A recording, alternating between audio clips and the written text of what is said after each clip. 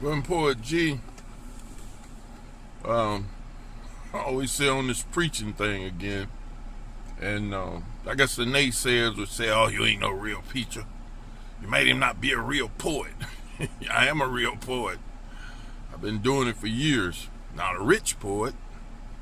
Anyway, this is not about me. It's about bringing a blessing forth. I'm 64 years old, and I've looked around at blessings, and it seems like we get very few blessings. And the thing about it is, you got to bring some blessings forth yourself. And so you'll find me doing the type of preaching that I go places where other preachers probably won't go. Now here's the thing, saying that to say this.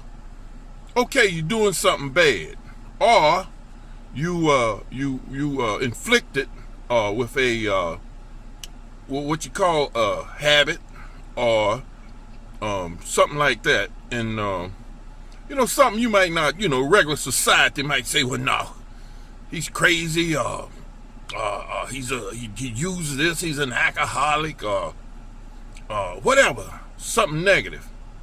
And you sitting around thinking, well, I can't get no blessings from this, I'm doing it, I like it. Well, here's the thing about it. You can bring some blessings forth. Okay, suppose you're doing something negative that regular society don't agree with. And surely if you bring it outside, you bring it outside and let everybody know, hey, I drink every day, or something like that. Or maybe something about your sex life, that you might like doing, and other people might say, oh, suppose you and your wife are freaks. You ain't gonna exactly go out in society advertising. Some people do. They like to get into threesomes and foursomes and all that.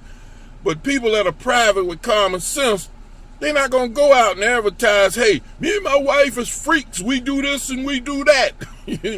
Don't be looking at me wondering about me. Like I said, I'm gonna keep my private sex life, my sex life private.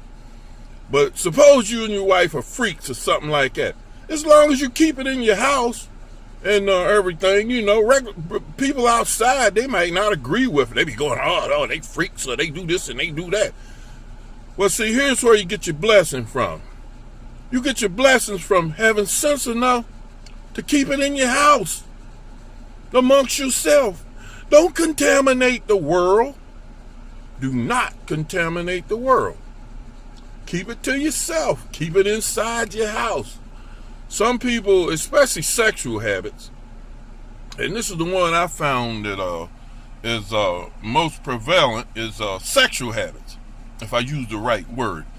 Like some gay people. I don't have nothing against nobody being gay. I ain't passing judgment on nobody. If you live in this world, anything can happen to you. So I don't pass judgment. That's up to the Creator to pass judgment on you. But some people, they have these sexual habits. They like doing it. And so they want to bring it out in the world and expect the world to, the world will accept it. Well, the world ain't going to accept it. You want to bring your blessings forth. This is what you do. Keep it inside your house. Do not come out to the world, because the world might not agree. Then when the world don't agree, you're going to get pissed off. But that's where you get your blessings from. Having sense enough to keep your private life private in whatever you are doing. Surely the world might not agree. But you bring your blessings forth by having sense enough to keep it to yourself. And if you're doing something that bad to go to jail,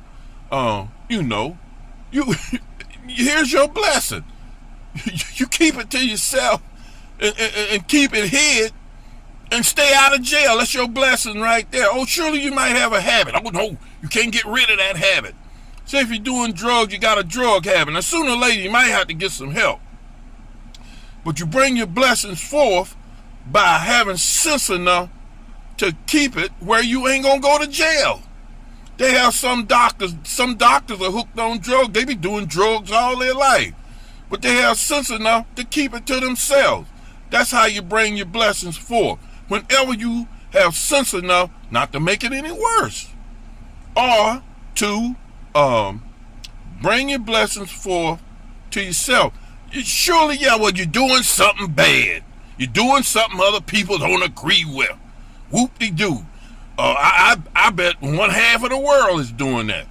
But you bring your blessings forth when you have sense enough to keep yourself out of jail and don't do too much more stupid about it. So anyway, this one Poet G on bringing your blessings forth. Like I say, I'm no real preacher. I'm just a 64-year-old man that got the nerve to do it. One Poet G, I'm going to not say goodbye. It rhymes too much with die. I'm just going to say if this has been a blessing to you, if you understand what I'm saying, and if your common sense registered in, all you people that are doing something bad out there. And another thing, here's another thing how you bring your blessings forth. You don't feel that guilty and paranoid and bad about it. Ray Charles say when he was doing drugs, he liked doing it. At the time, he did it.